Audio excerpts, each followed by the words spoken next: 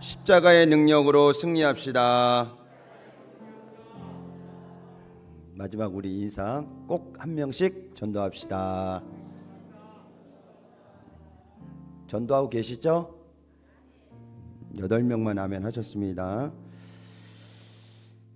또 절기상 춘분, 지난주 금요일인가요? 달력에 보니까 춘분이라고 나와 있더라고요. 우리가 막 겨울에 눈 와서 2월 첫째 주가 아마 폭설 한번 내렸죠. 성도들이 많이 못 나오신 날도 계셨었고, 한때도 막 추워가지고 막 겨울이 빨리 지나갔으면 좋겠다라고 했는데 어느새 겨울이 훅 지나갔어요. 그죠? 모든 동식물들은 아니겠지만 겨울잠을 자고 있던 동물들도 다 깨어나고, 또 이제 좀 있으면 벚꽃이 필 시기잖아요. 그죠? 4월 중순경에는 거리에 또 여러 가지 많은 꽃들이 필 거고, 저는 이 계절의 변화를 보면서 저와 여러분들의 그 신앙에도 깊은 겨울잠에서 좀 나오셔서 꽃을 필 수 있는, 굳이 뭐 주일 성수에 준한 것이 아니라 정말 하나님께서 핏값을 사신 이 교회에 우리를 하나님 백성 삼아 주시고 예배할 수 있다는 것 자체가 큰 축복인데, 애들만 방학인 줄 알았더니 우리 성도들도 방학이 있더라고요. 근데 아이들은 겨울 여름 2번 있는데 어른들은 사시사철 있는 것 같아요. 방학이. 그 방학이 있으면 안 됩니다, 여러분. 물론 삶에 힘든 부분이 있고 갈등이 있고 어려움이 있죠. 여러분, 신앙이라는 것은 그걸 이겨내는 거예요. 아프면 울 수 있죠. 힘들어할 수 있어요. 그건 세상 사람들이에요. 그래서 술을 먹고 노래방 가고 친구를 만나고 여행을 가서 풀어버리죠. 저희도 여행은 갈 수 있습니다. 그래서 음주 가물을 즐기시면 여긴 없으니까. 근데 가장 중요한 해결 방법은 주님 앞으로 나오는 거예요. 어떠한 모습이든 주님 앞으로 나오면 그 마음을 하나님께서 다 알고 계신다는 거예요.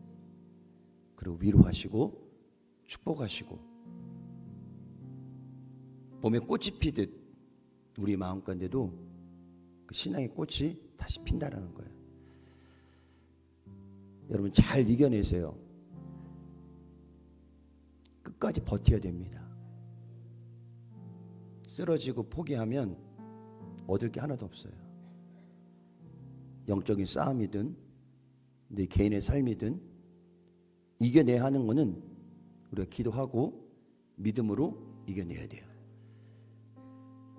그래야 우리가 더 좋은 세상, 더 좋은 환경을 우리가 맞이할 수 있다라는 것입니다. 그래서 여러분 삶 가운데도 이미 충분히 왔어요. 그렇죠? 그래서 꽃이 피고 회복되고 또 다시 한번 믿음으로 일어나는 귀한 삶이 되시기를 예수님으로 축원을 드립니다. 우리 옆에 분하고 우리 손잡고 간절히 이렇게 인사합니다. 우리 믿음으로 전진합시다. 다 일어나신 거예요? 오늘 이후로 또 넘어지면 안 돼요. 우리 제목을 함께 크게 한번 따라가겠습니다. 내 부모를 공경하라. 내 부모를 공경하라. 이건 5월달 다음 달에 설교할 건데 10계명을 이어가다 보니까 오늘이 딱 5계명에 걸렸습니다. 그래서 우리가 미리 부모님에 대한 생각을 좀 안고 또 5월달 맞이해도 좋을 것 같다라는 생각이 듭니다. 10계명은 모세가 시내산에서 하나님께 받은 계명이에요. 2돌판에 하나님께서 새기셔서 모세에게 전달했어요. 출애굽한 이스라엘 백성들이 이제 하나님을 어떻게 섬겨야 될 것인가, 이웃에 대해서 어떠한 기준을 가져야 될 건가를 하나님께서 1계명에서 4계명은 하나님과 우리의 관계로, 그리고 5계명에서 10계명은 사람과 사람과의 관계로 이런 기준을 가지고 그래도 지켜나가라 라고 정말 아주 친절하게 우리에게 안내를 해주신 계명입니다.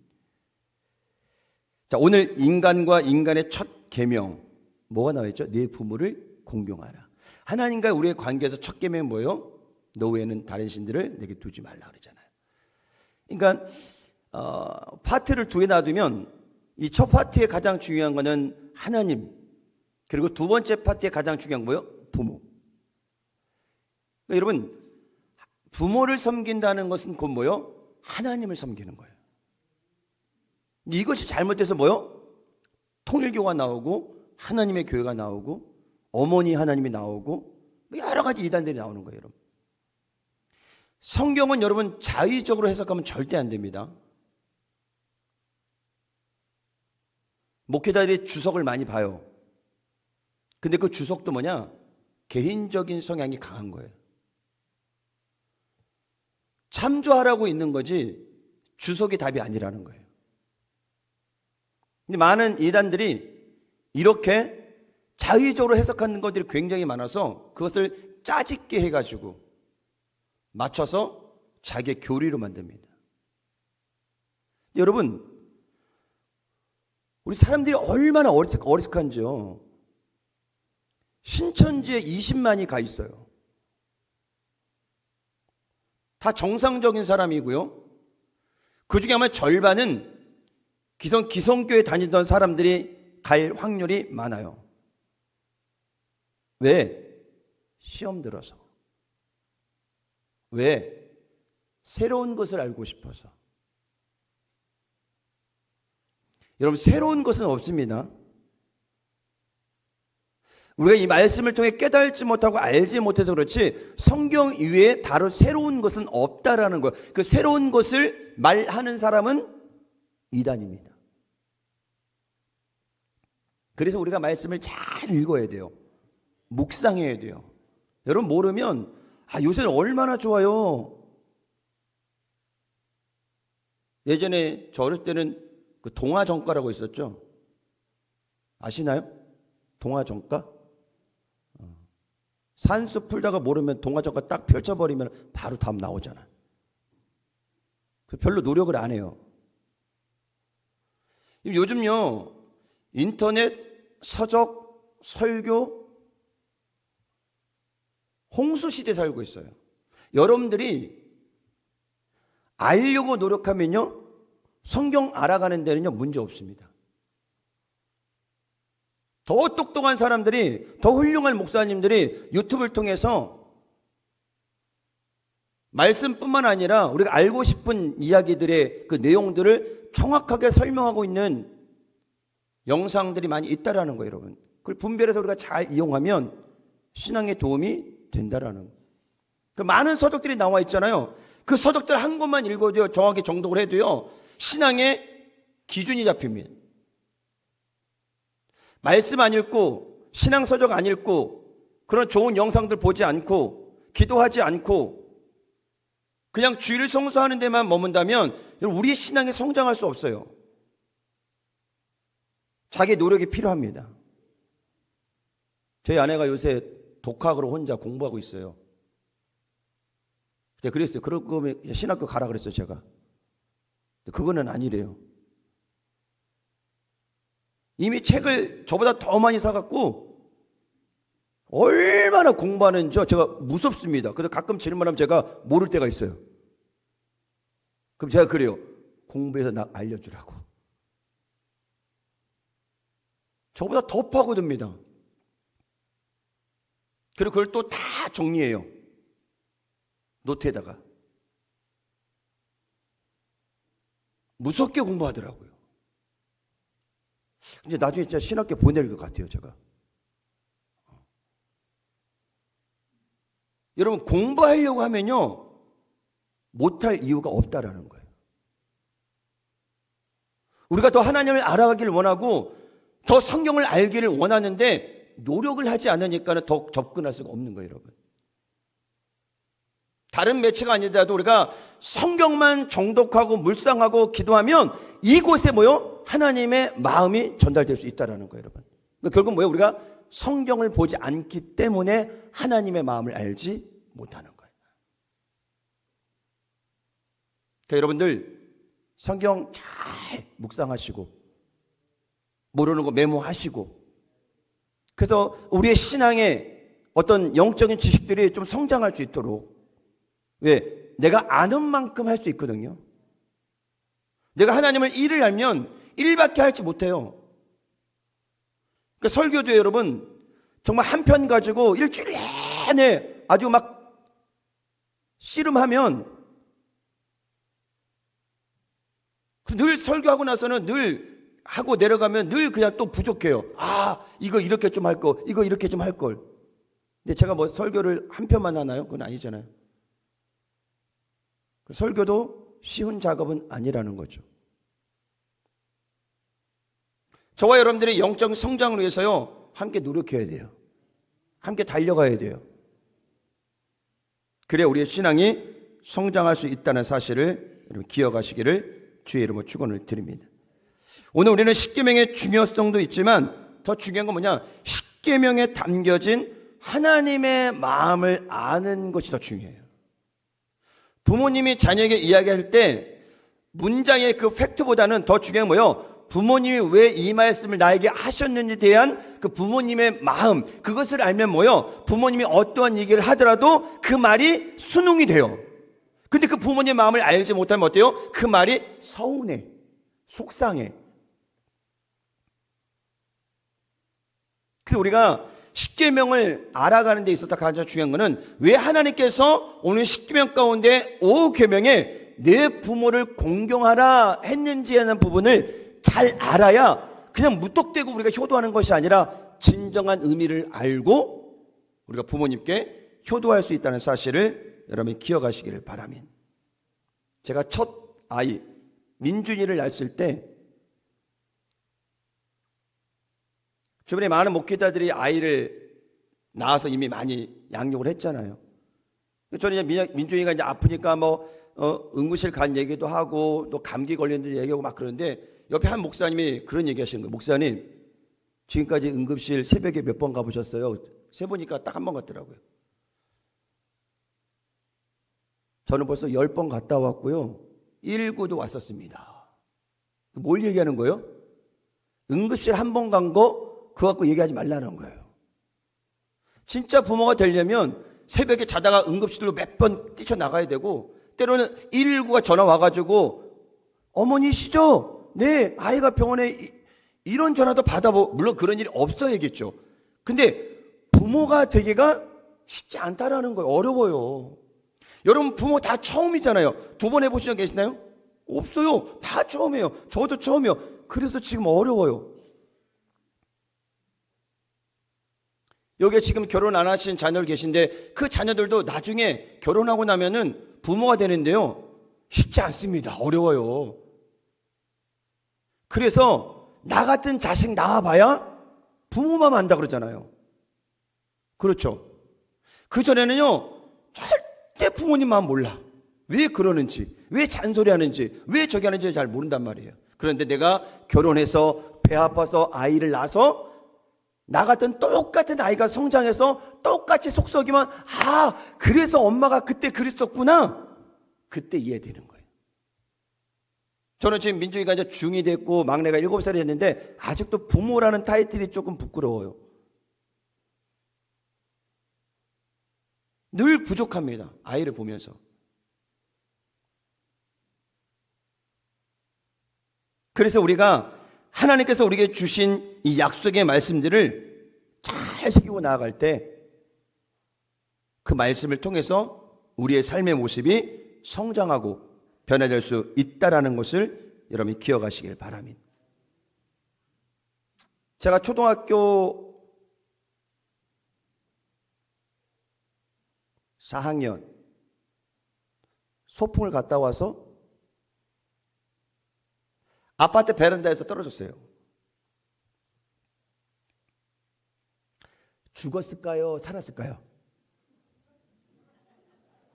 너무 어려워요? 김종환 사님, 그 아이가 죽었을까요? 살았을까요? 어떻게 살았어요? 봤어요? 자, 떨어졌는데 이마와 턱을 콘크리트에 박았는데 그 당시 콘크리트가 지금처럼 매끈한 콘크리트가 아니에요. 약간 기술이 좀 덜 발달돼 갖고 막 삐죽삐죽 튀어나온 그 아파트 바닥이 떨어지면서 이마를 먼저 찍고 퉁퉁 턱을 찍고, 그리고 제가 기억이 안 납니다. 제가 기억나는 거는 병원 갔다가 깨어났을 때 그때죠. 그 중간 사이는 완전히 다. 얘기를 들어보니까는 주변 사람들이 막 와가지고 큰일 났다고. 그리고 그 당시 그 연희동 동네에서 가까이에서 일하시던 어머니를 누군가가 빨리 불러가지고 당신 아들 죽었다고 지금. 일하다가 마시고 현장에 달려왔더니 사람들은 다 둘러싸여 있고 막내 아들이 떨어져 있었는데 머리에서 피가 나는지 어디가 피가 나는지 모르겠지만 피가 막 그 아파트 제 주변으로 흥건히 완전히. 근데 그때 그러더라고요. 피를 안 흘렸으면은 죽었을 거라고. 피를 많이 흘렸어요.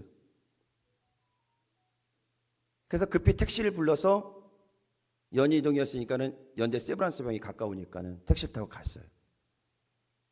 묻다 보니까 어머니가 택시기사가 당시에 택시비를 안 받았다고 하더라고요. 그때 택시비가 700원 기본. 연대까지 가면은 한 2,500원 정도 나올 것 같아요. 그 당시는. 응급실에 제가 들어갔는데 제 느낌적인 마음으로는 추웠어요. 어느 한순간 갑자기 추웠어요. 정신을 잃었지만은 몸이 추운 걸 느꼈는지 모르겠는데 너무 추웠어요. 그냥 수술실이. 그리고 제가 딱 3일 만에 부활했습니다. 부활이라는 말이 좀 죄송한데 깨어났어요.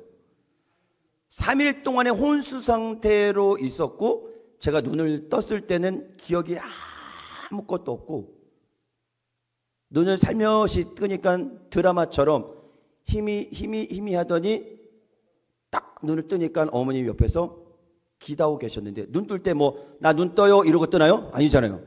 어머님이 옆에서 제 손을 잡고 기도하고 계시더라고요. 그리고 눈을 뜨고 나니까 배가 고프더라고요. 그래서 엄마 배고파.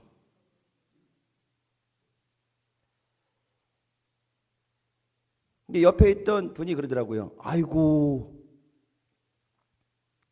저 죽은 아들 의사가 살린 게 아니라 엄마가 살렸네 그러는 거예요. 저는 그 말이 몰랐어요 뭔지. 나중에 퇴원할 때 알았거든요.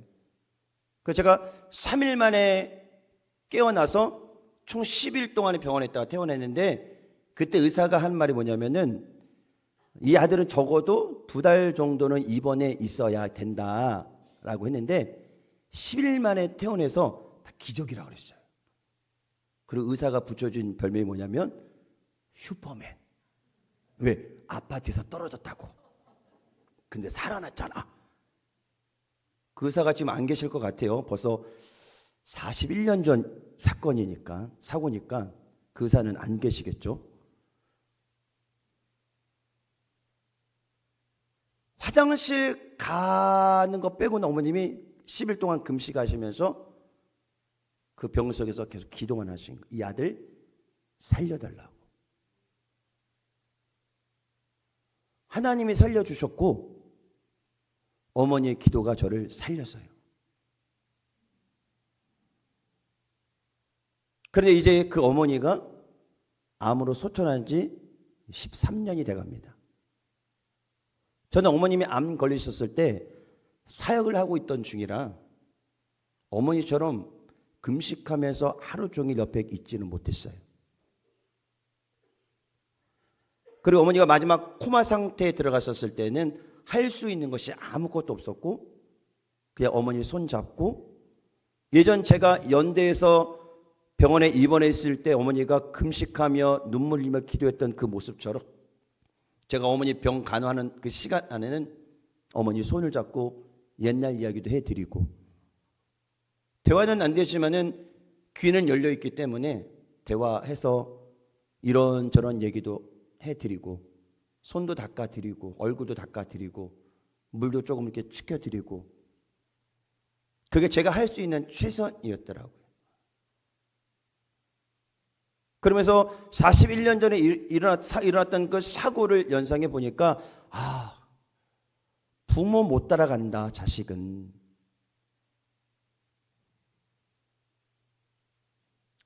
여러분 왜 5계명에 네 부모를 공경하라가 써있고 6경에는 네 자녀를 사랑하라 왜 안 써있을까요?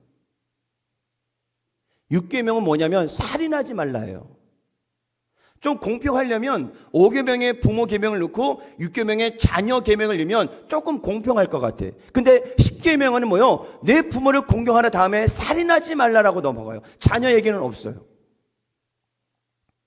여러분 부모는 자녀에게 다 줄 수 있어요.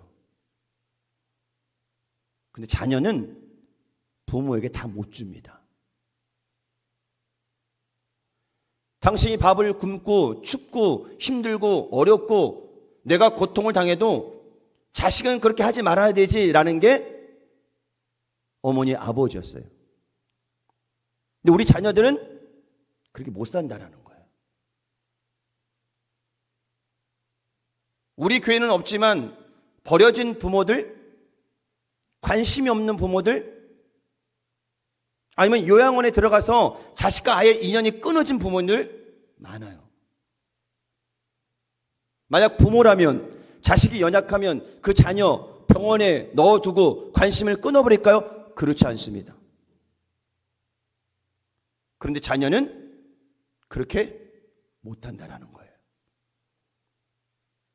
그래서 부모는 자녀에게 당연히 목숨까지 드릴 수 있기 때문에 계명에 들어가지 않고 자녀는 그렇게 할 수 없기 때문에 10계명에 뭐라 그랬어요? 네 부모를 공경하라 정확하게 말씀하고 있는 겁니다. 오늘 이 자리에 계신 부모를 두고 계신 부모님들, 자녀들,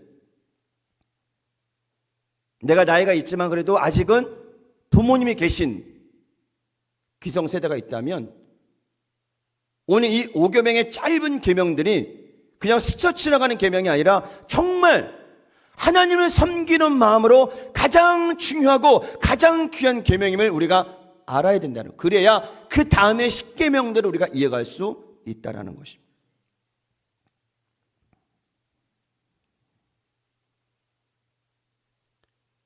아마 어머님이 살아계셨으면 제가 목포에 있어도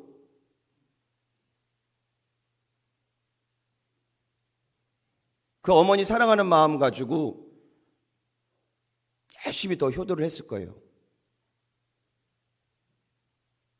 이제 아이들 낳고 손주들 크고 이제 이쁨 받을 시기인데 민준이가 3살 때 어머님이 소천하셨으니까 미나하고 민혁이는 아예 알지 못하죠. 효도하고 싶어도 이제 효도할 수가 없어요. 후회요? 그건 후회가 아닙니다. 그래서 저는 오늘 부모님을 두고 계신 우리 자녀분들 조금 더 깊이 부모에 대한 생각을 좀 하시고 잘 하시겠지만 더 신경 쓰시고 더 돌보시고 더 관심 갖고 그 부모님에게 사랑을 전하시길 바랍니다. 성경의 말씀대로 네가 부모를 공경하면은 이 땅에서 장수하고 잘 되리라 그 복을 받기 위해서 하는 것이 아니에요. 부모니까 하는 거예요. 부모니까. 여러분들 부모님 아니고 그냥 하늘에서 뚝 떨어진 사람 있을까요? 없습니다. 이제 올해 우리 정창현 성도하고 박민정 성도님 아이를 출산했을 때한테 쉽지 않습니다. 응애하고 태어날 때 귀엽죠. 기저귀 똥 쌀 때 귀엽죠. 커봐요. 그게 귀엽나? 부모 되기가 쉽지 않은데 그때부터 부모는 어떠냐? 부모가 되기 위한 준비를 하고 있다라는 거예요. 준비돼서 부모 된 사람이 없다라는 거예요, 여러분. 그래서 우리 자녀들은 더욱더 그 부모님을 섬기는 일에 최선을 다해야 된다는 사실을 기억하시기를 바랍니다. 과거에는 부부의 호칭이 다양하고 특이했다고 합니다. 김창옥 교수님 잘 아시죠? 저 계속 지금 모시려고 지금 섭외를 하는데 도저히 안 됩니다. 도저히 안 돼요. 그 교수님이 강의할 때 그 얘기하시더라고요. 아버지가 귀가 좀 어두우셔요. 김창옥 교수님 아버지가. 그리고 약주도 많이 하시고 어머니하고 맨날 싸우신대요. 그 어머니는 아버지를 뭐라고 부르냐? 왼수라고 부른대요. 왼수. 여기 혹시 왼수라고 부르는 분 계신가요? 괜찮아요. 호칭이 중요한 게 아니에요. 그 왼수라고 불러도 그 왼수 안에 뭐가 있어요? 내가 당신을 사랑합니다. 버리지 않겠습니다. 끝까지 함께 했습니다. 이 마음이 함께 들어가 있는, 그래서 왼수라고 불러도 싫지 않은 거예요, 여러분. 여러분, 성경은 그 원수까지도 뭐라 그랬어요? 사랑하라. 여러분들 가족 간에 서로 사랑하시기 바랍니다. 남편이 아내를, 아내가 남편을, 부모가 자녀를, 자녀가 부모를. 그 사랑이 넘칠 때 가정에 더 좋은 일들이 일어나게 된다라는 것입니다. 그런데 부모가 자녀를 버리고 자녀가 부모를 버리는 현실에 살고 있어, 우리가. 버리진 않지만 그냥 버린 듯한 느낌으로 사는 가정이 있다라는 거예요, 여러분. 여러분, 나중에 우리가 하나님 앞에 가서 어떤 심판을 받을 거예요?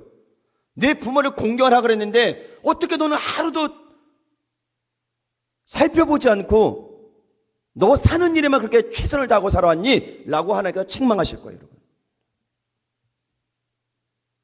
정찬 성령님, 최선을 다하세요. 양가 부모님께. 왜 대답을 안 하세요? 불만 있는 얼굴 같은데. 최선을 다해야 돼요. 부모님은 우리를 기다려주지 않아요. 엄마 10년만 기다려, 내가 효도할게. 아니요.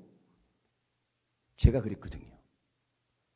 어머니, 내가 사역 자리 잡고 아이들 크고 제가 조금 더 여유가 생기면 제가 어머님 잘 섬길게요. 마음으로 그렇게 했어요. 그런데 그걸 아셨는지 안 기다려주시더라고요. 그리고 암 진단 받고 3개월 선고받고 그리고 주님 곁으로 가신 거예요.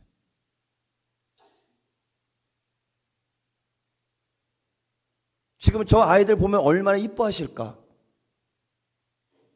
이 막내 아들 사역하는 거 보고 얼마나 좋아하실까? 그 생각이 들지만은 이제는 뭐요? 보여줄 수도 없고 할 수도 없고 효도할 수도 없다라는 거예요. 땅을 치고 후회하지만 그 후회는 뭐예요? 내가 그동안 못됐다라는 거예요, 여러분. 그래서 여러분, 장례식에, 부모님 장례식에 가장 많이 우는 자녀 있죠? 그 자녀는 나는 효도하지 못했습니다라는 자녀예요. 제가 500회 이상 집례를 하면서 얻은 결론이에요. 그리고 저희 어머님 소천하실 때 가장 크게 울던 형제가 있었어요. 그 아들을 보니까 딱 그거더라고요. 왜? 어머니 죽음이 슬픔이기도 하지만 그동안 못했거든요, 잘. 죄송한 거예요. 그래서 눈물로 대신하는 거예요, 여러분. 진짜 울음은 언제 나오느냐? 그 장례가 다 끝나고 어머니 좀 정리하고 어머니의 빈자리가 느껴졌을 때 그때 어머니와의 추억을 회상하며 잔잔하게 흘리는 눈물이 진짜 눈물이에요.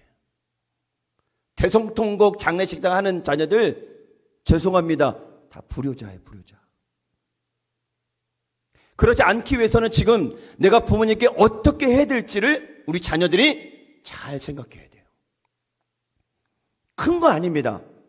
명절날 용돈 드리고 명절날 찾아뵙고 생일날 생신 챙겨드리고 그래도 1년에 한 번쯤은 뭐 해외여행 보내드리고, 여러분 그거 아니에요. 그게 효도가 아니란 말이에요, 여러분. 그걸로 효도를 다 했다 그래요. 그거 아닙니다. 하나의 이벤트일 뿐입니다. 진짜 효도는 매일매일 부모님의 목소리가 듣고 싶은 것, 매일매일 그 어머님 얼굴을 보고 싶은 것. 예전에는 자녀들이 부모님의 이부자리를 다 살폈어요. 그런 마음 가지고 매일매일 부모님을 향해 있어야 그게 진정한 효도지. 여행 보내고 무슨 좋은 선물 사주고 용돈 꼬박꼬박 빠지지 않고 넣어주고 통장에 보내드리고 그게 효도가 아니라는 거예요, 여러분. 우리 자녀들은 그 부모에 대한 마음을 다르게 가져야 돼요. 그 효도 어떻게 해야 될지 우리가 잘 알고 있습니다. 뭐가 안 되는 거예요? 실천이 안 되는 거예요. 그래서 저와 여러분들이 오늘 말씀을 통해서 부모님을 향한 뜨거운 마음 가지고 사랑하고 존경하시기를 주의 이름으로 축원을 드립니다. 제가 이번 구정 때 양가 부모님을 다 찾아뵀잖아요. 뭐 저희 자기 어린 장모님도 이제 나이가 있으시지만 그래도 건강한 편이신데 이제 저희 아버지는 혼자 계시니까 13년을 혼자 계셨으니 암을 2번 수술하고 이겨내셨어요. 대단하시죠? 암을 2번 수술하고도. 근데 이제 민혁이를 안을 수 없을 정도로 약해지셨더라고요. 1년 사이에. 예전에 민혁이를 안았는데 지금은 이 민혁이도 크니까 떡석 안으려다가 안 되겠다. 그리고 손잡고 갔어요. 뼈만 남으신 그 아버지가 저희를 맞이해 주는 그 순간에 제가 눈물이 나더라고요. 이제 아버지도 이렇게 사시다가 또 어느 때가 되면 주님 곁으로 가실 텐데 그때 나 또 후회하지 않을까? 나는 그런 마음도 들고 목포에 있다는 핑계로 더 찾아뵙지 못하는 그게 또 나만의 핑계일 수가 있고 여러 가지 생각이 들더라고요. 그래서 저는 설교를 준비하면서 그런 마음을 가졌습니다. 내가 목포에 있어서 저 서울에 있는 아버지를 잘 못 뵈도 내가 성도들에게 이야기했던 이 마음처럼 그 마음을 가지고 매일매일 전화하고 영상통화하고 아버지의 이불자리를 살펴드리고 그것만이라도 열심히 해보자. 그런 결단을 제가 혼자 해봤습니다. 종교개혁자 루터는 부모님을 향해 하나님의 대리자라고 하였습니다. 하나님의 마음으로 자녀들을 사랑할 수 있는 그 사람은 누구냐? 바로 부모님이에요. 지금 여러분들이 지금 이 자리에 있는 거는 그 부모님의 사랑과 헌신과 기도가 있었기 때문에 오늘 우리가 부모가 되어서 또 자녀를 양육할 수 있는 거예요, 여러분. 여러분, 그 사랑 잊으면 안 됩니다. 지금 부모님이 조금 못나고 부족하고 연약하고 너무 많이 나이가 드시고 그리고 맨날 아프다 그래서 너무 힘들어도 그래도요 우리의 부모예요.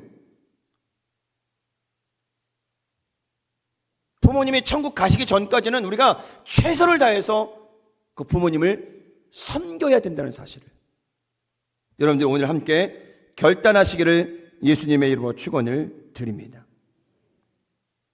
그래서 진실과 성심으로 부모님을 섬겨야 한다는 것입니다. 진실과 성심은 바로 거짓됨 없이 정성을 다하는 것. 자녀들이 그냥 유산 때문에 부모님을 섬기는 그 모습이 드라마에 많이 나옵니다. 대기업 같은 경우는 아버님이 소천하시면 그 회장 자리, 이 재산, 그래서 부모님께 잘하는 거예요. 왜? 잘해야, 그래야 유산이 조금 더 내려올 수 있으니까는. 여기는 그런 분이 없습니다. 유산 때문에 부모님께 잘하는 분은 없어요. 우리 마음의 동기가 어떤 그런 환경적이나 조건이나 그것 때문에 부모님께 다가가는 것이 아니라 그것을 다 배제하고 그리고 정말 자식으로서 부모님을 사랑할 수 있는 그 마음 가지고 부모님께 다가가야 부모님도 그 자식의 섬김을 받아줄 수 있는 거예요. 아유, 아빠 유산 받으려고 그렇게 하니? 그 순간 이미 효도는 아닙니다. 저희 어머님이 소천했을 때 농협통장에 28만 원 남겨주셨다고 제가 6번 얘기했습니다. 벌써.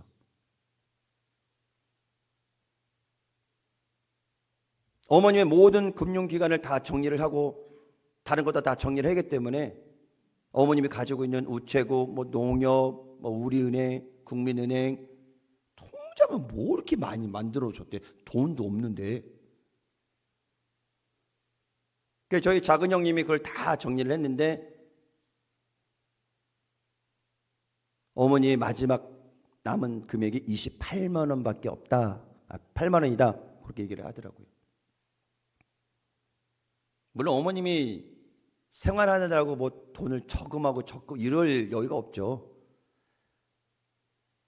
그래도 통장에 28만 원 들어있는 거면은 대단하신 어머니예요. 아버지 몰래 11조도 하고 그거 어떻게 하시겠어요? 그리고 장례를 다 치르고 장례비를 다 정산하고 남은 금액과 28만 원을 플러스해서 어머님이 코마 상태 들어가기 전에 그 얘기 하셨어요. 내가 혹시 천국에 가고 장례를 치르면 장례를 정산하고 남은 금액은 건축 헌금을 들었으면 좋겠다. 그 얘기를 하셨어요. 그래서 제가 형님들에게 그 얘기를 똑같이 하고 28만 원에 10원도 건드리지 말고 다 모아서 어머니 마음대로 요청대로 건축 헌금을 드렸으면 좋겠다. 어머니 68년 삶의 처음이자 마지막인 건축 헌금이 딱 한 번 드려진 봉투를 제가 갖고 있어요.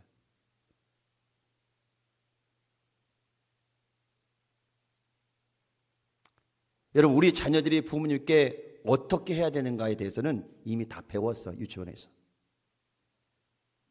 근데 성장하고 머리가 크면서 부모님이 내 마음에 들어오는 것이 아니라 환경과 조건이 들어오다 보니까 우리가 부모님께 최선을 다하지 못하는 거예요. 두 번째는 부모님을 존중하고 말씀에 순종해야 한다는 것입니다.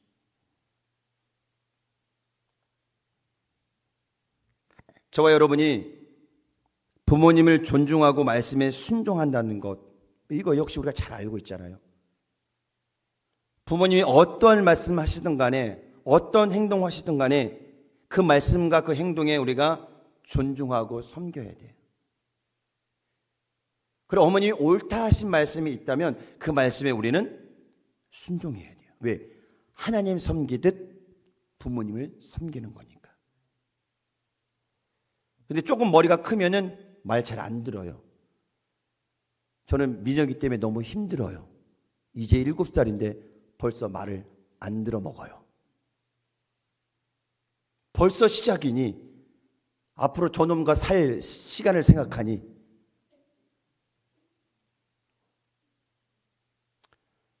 자녀들이 성장하면요 마음이 크고 생각이 크고 자기 주장이 있어서 부모님 말씀 안 들어요. 내가 옳은 거예요. 그리고 부모님의 말씀조차도 내 상황에 맞게 합리화시켜서 부모님을 오히려 설득시켜요.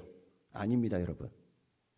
부모님이 좀 틀리고 좀 연약하고 그래도 그 부모님의 말씀을 듣는 것이 효도의 시작이에요. 오늘부터 정찬 성도님 부모님 말씀하시면 네만 하세요. 아멘. 아버지 제 생각엔요 제 생각 없어요. 적어도 부모님이 살아계시는 동안에는 부모님의 그 말씀에 철저하게 순종하고 살아가는 것,